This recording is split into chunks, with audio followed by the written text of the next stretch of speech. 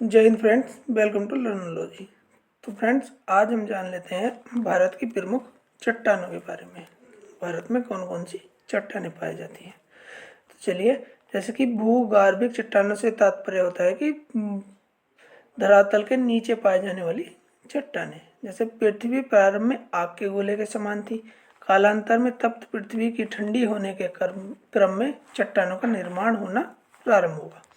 भारत में अलग अलग समय काल में भिन्न भिन्न प्रकार की चट्टानों का निर्माण हुआ, जिसमें कुल 6 प्रकार की चट्टानें पाई जाती हैं। जैसे कि पहली है आर्कियन क्रम की चट्टानें, दूसरी धारवाड़ क्रम की चट्टानें, फिर कुड़प्पा क्रम की चट्टानें और विंध्यन क्रम की चट्टानें, और पांचवी है गोंडवाना क्रम की चट्टानें और दक्कन ट्रैप। जैसे कि मैप में हम देख सकते हैं, आर्कियन क्रम की चट्टानें, धारवाड़ क्रम की चट्टानें, कुड़प्पा क्रम की चट्टानें, विंध्य की चट्टानें जो कि मध्य प्रदेश में पड़ती हैं, गोंडवाना क्रम की चट्टानें और दक्कन ट्रैप जो कि दक्कन का हिस्सा है।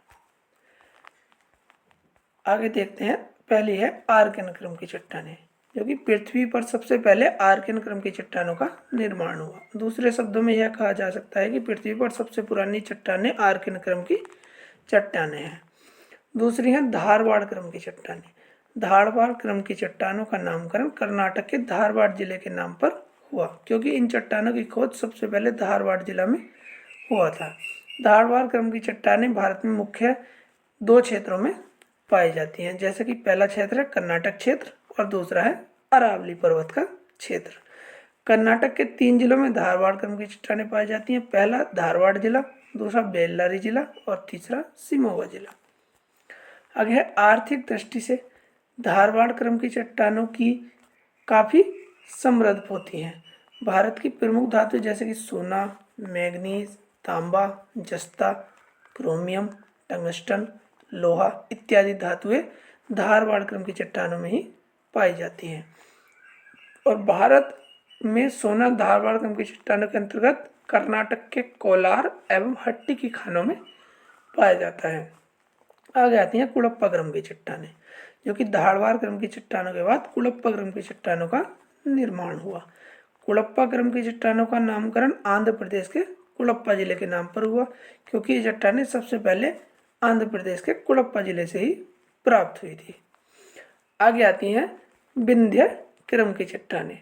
विंध्य पर्वत के नीचे एवं उसके आसपास के क्षेत्रों में विंध्य क्रम की चट्टानें पाई जाती हैं। जैसे कि विंध्य क्रम की चट्टानों का विस्तार कुछ मात्रा में आंध्र प्रदेश में भी पाया जाता है। विंध्य क्रम की चट्टानों की प्रमुख विशेषता यह है कि ये चट्टानें भवन निर्माण सामग्री के लिए प्रसिद्ध हैं। जैसे कि चूना पत्थर, बलुआ पत्थर, संगमरमर आदि विंध्य क्रम की चट्टानों में ही पाया जाता है, जिनका निर्माण भवन निर्माण में किया जाता है। जैसे कि मध्य प्रदेश में पन्ना की खान, आंध्र प्रदेश में गोलकुंडा की खान से हीरा निकलता है। ये खानें विंध्य क्रम की चट्टानों के अंतर्गत ही पाई जाती हैं। आगे आते हैं गोंडवाना क्रम की चट्टानें। गोंडवाना, जैसे कि गोंडवाना क्रम की चट्टानें भारत में प्रमुख रूप से नदी घाटी में पाई जाती हैं। जैसे गोंडवाना क्रम की चट्टानों का विस्तार भारत में प्रमुख रूप से 3 नदी घाटियों में पाया जाता है। उदाहरण के लिए पहली होती है दामोदर नदी घाटी, दूसरी महानदी घाटी और गोदावरी नदी घाटी, जिनके अंतर्गत गोंडवाना क्रम की चट्टानों का विस्तार पाया जाता है। भारत का लगभग 98% कोयला गोंडवाना क्रम की चट्टानों में ही पाया जाता है। भारत में कोयला दामोदर नदी घाटी, महानदी घाटी एवं गोदावरी नदी घाटियों में ही पाया जाता है, जो कि गोंडवाना क्रम की चट्टानों का निर्माण करती है। आगे आता है आंध्र प्रदेश में सिंगरेनी कोयला क्षेत्र, गोदावरी नदी घाटी, तलचर कोयला क्षेत्र उड़ीसा में महानदी घाटी में स्थित है, और उड़ीसा स्थित झरिया कोयला क्षेत्र दामोदर नदी घाटी में आता है। आगे भारत में बिटुमिनस प्रकार का कोयला पाया जाता है, जो कि द्वितीय श्रेणी का कोयला माना जाता है। प्रथम श्रेणी के कोयले को एंथ्रासाइट कहते हैं और तृतीय श्रेणी के कोयले को पीट कहते हैं, यानी बिटुमिनस। आगे आता है दक्कन ट्रैप, जो कि महाराष्ट्र एवं उसके आसपास के क्षेत्रों में स्थित दक्कन के पठार को दक्कन ट्रैप कहते हैं। जैसे कि प्रायद्वीपीय भारत और अफ्रीका महाद्वीप गोंडवाना लैंड के ही भाग हैं। भारत अफ्रीका से अलग होकर उत्तर एवं पूर्वी दिशा में प्रवाहित हो रहा है।